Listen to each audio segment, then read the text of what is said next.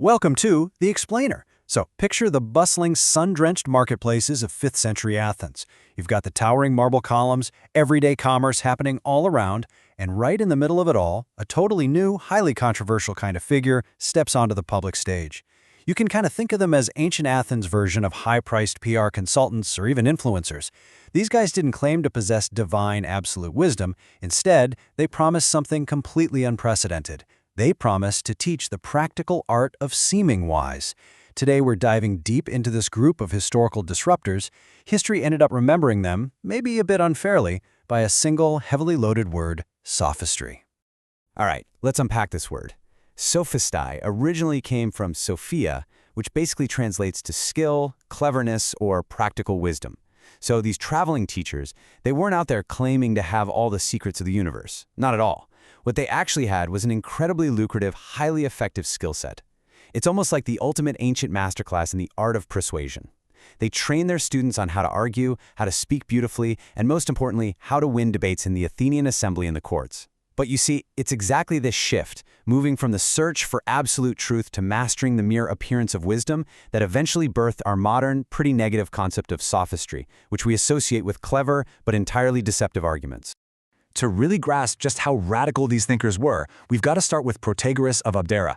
He kicked off his teachings with a claim that, honestly, still rattles philosophy today. He said, man is the measure of all things, of what is that it is, of what is not that it is not. So what does that actually mean for us? Well, Protagoras was basically arguing that truth isn't some fixed objective reality carved into the cosmos. Nope, truth is entirely relative to the person perceiving it. Think about it like this. What tastes super bitter to you might taste incredibly sweet to me. And according to Protagoras, neither of us is wrong. It's entirely subjective. And let me tell you, that idea was an absolute earthquake in ancient Greek thought. But Protagoras didn't just stop at everyday human perception. He actually extended this exact same skepticism to the gods. We have authentically preserved fragments of his work where he writes, "Concerning the gods, I cannot know whether they exist or not. The matter is too obscure and human life too short." Now, for a philosopher in 5th century Athens to actually put that into writing, that was mind-blowingly radical. It was a level of public agnosticism that would eventually cost him big time, leading to serious accusations of impiety and ultimately his exile from the city. Honestly, it was basically the ancient Athenian equivalent of being canceled. So let's see how this builds with another absolute heavy hitter, Gorgias of Leontini.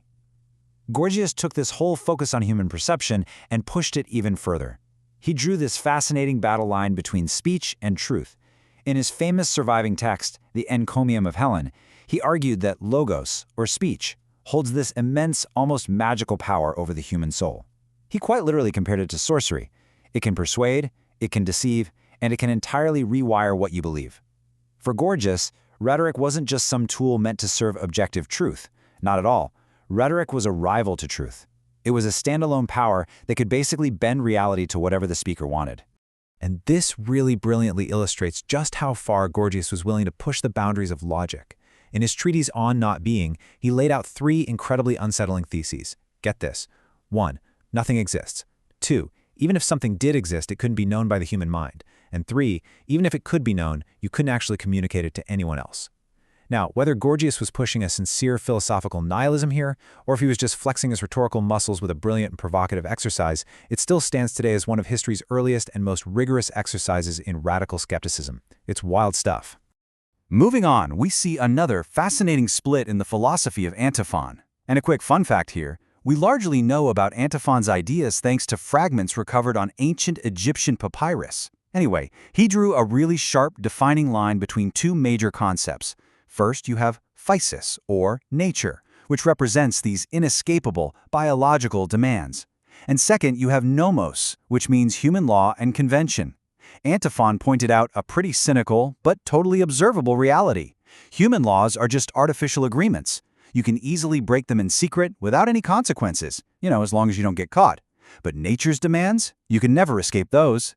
This sharp distinction between artificial human law and undeniable natural reality, that's an argument that would echo through centuries of political philosophy.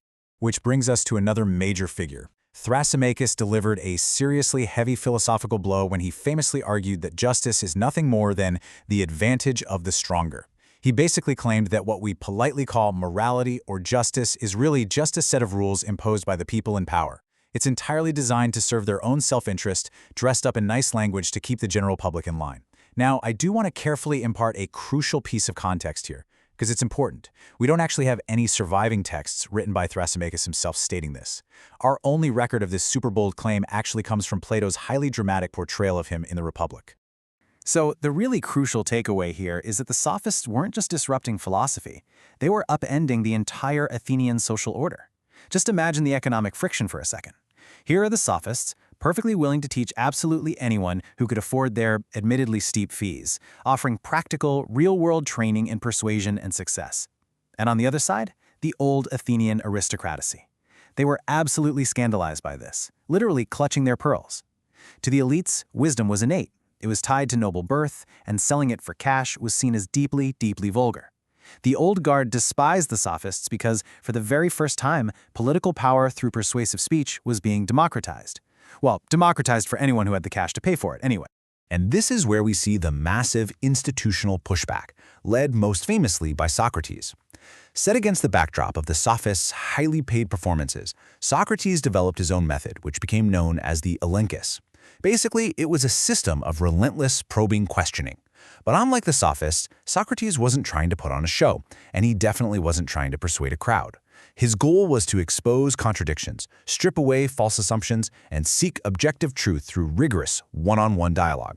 And of course, his star student Plato would later go on to cast the Sophists as the ultimate philosophical villains. Plato painted them as these shallow merchants who only mastered the mere appearance of knowledge, completely ignoring actual truth. Now, what's really fascinating about this next part is how Aristotle eventually handled the whole situation. He didn't just emotionally write the Sophists off like a lot of his predecessors did. Instead, he took their flowing, beautiful rhetoric apart mathematically. In his treatise on sophistical refutations, Aristotle did three specific things. First, he systematized the entire critique against them. Second, he carefully cataloged the exact logical fallacies that used to trick people. And third, and probably most importantly, he separated valid, sound reasoning from the clever imitations that the Sophists relied on so heavily. He essentially used cold, hard logic to completely dismantle their rhetorical magic tricks. For literally centuries after that, being called a sophist was the ultimate historical insult. But today, there is a massive modern reassessment of their legacy going on. Scholars no longer just view them as these one-dimensional villains. We actually recognize them as absolutely crucial, pioneering thinkers. Think about it. They were the very first to seriously interrogate the underlying structure of language.